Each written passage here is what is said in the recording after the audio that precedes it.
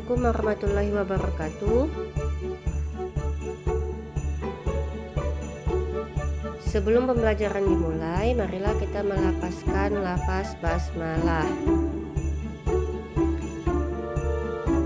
Baiklah, hari ini pada pertemuan kedua kita akan mempelajari tentang konsep dasar kurikulum. Ya. Jadi kita tahu kurikulum itu banyak ya, sampai sekarang itu ada namanya kurikulum merdeka. Ada kurikulum 1994, kurikulum KTSP, kurikulum merdeka ya.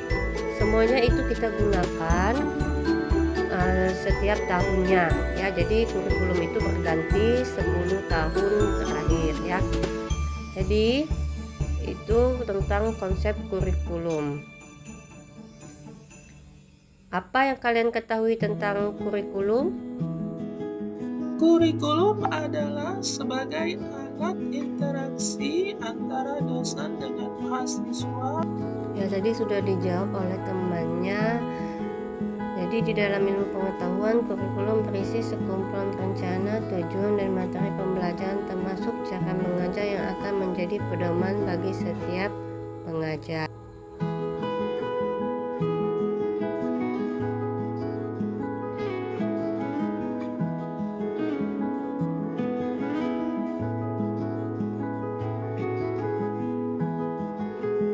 Kurikulum yang digunakan di sekolah ya, ada berbasis KBK, Merdeka ataupun yang lainnya.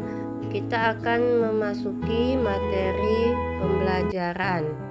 Di sini Ibu akan menampilkan slide PPT untuk materi pada hari ini. Pertama ada pengertian kurikulum, fungsi kurikulum, kurikulum ideal dan aktual, kurikulum tersembunyi dan pengajaran. Ya, kurikulum adalah berisi sekumpulan rencana, tujuan dan materi pembelajaran termasuk cara mengajar yang akan menjadi pedoman bagi setiap pengajar supaya bisa mencapai target dan tujuan pembelajaran.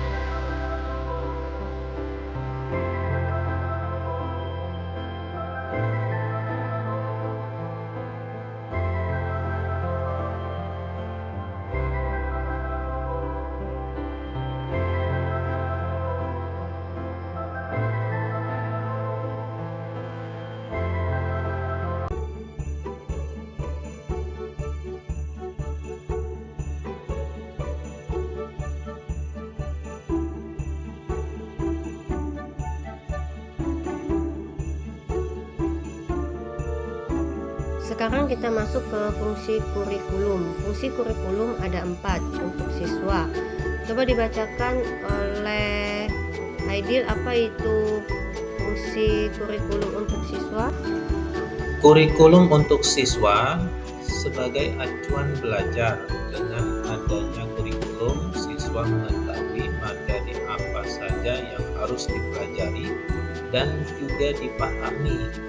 Ya, jadi kurikulum itu ada 4 ya. Tadi sudah dibacakan temannya untuk siswa, untuk guru sebagai pedoman pengajaran pada siswa, untuk kepala sekolah sebagai pemimpin penyelenggaraan pendidikan di sekolah, dan untuk masyarakat atau orang tua sebagai pedoman dalam pengawasan siswa. Ya, itulah fungsi kurikulum. Selanjutnya, materi kita mengenai kurikulum ideal dan kurikulum aktual ya. Dimana kurikulum ideal itu berisi sesuatu yang ideal dan harus dicapai ya, dan memakai dokumen kurikulum.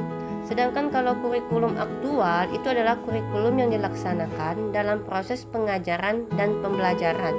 Jadi kurikulum ideal itu seharusnya terjadi ya, seperti kita ketahui ada kurikulum KTSP, kurikulum merdeka, itu harusnya terjadi. Memang ada dokumennya dari pemerintah. Sedangkan kurikulum aktual itu bergantung kepada sekolahnya, fenomena yang sebenarnya akan terjadi ya. Jadi dilihat dari kondisi sekolahnya, apakah kurikulum itu dapat digunakan. Contohnya untuk meneliti hal yang kecil seperti virus, bakteri ya, kita harus menggunakan mikroskop. Kita lihat dulu sekolah itu, jika ada maka kurikulum dapat diterapkan ya. Itu ya, jadi kurikulum ideal dan aktual. Selanjutnya ada kurikulum tersembunyi. Jadi kurikulum tersembunyi itu hasil sampingan yang muncul akibat pelaksanaan kurikulum di sekolah yang dinamakan dengan hidden kurikulum ya.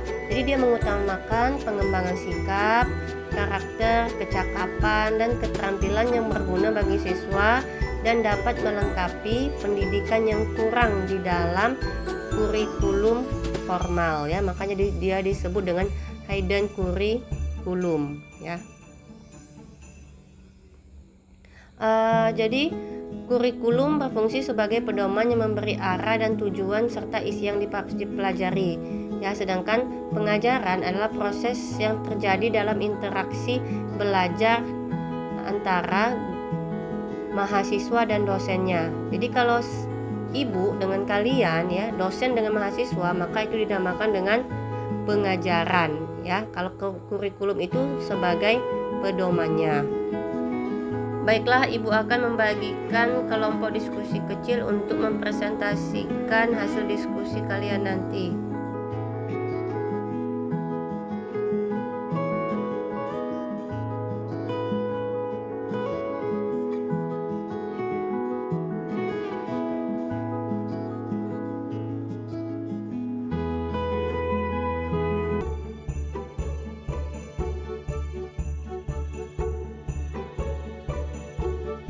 Baiklah, silakan kelompok 1 untuk memaparkan hasil diskusinya.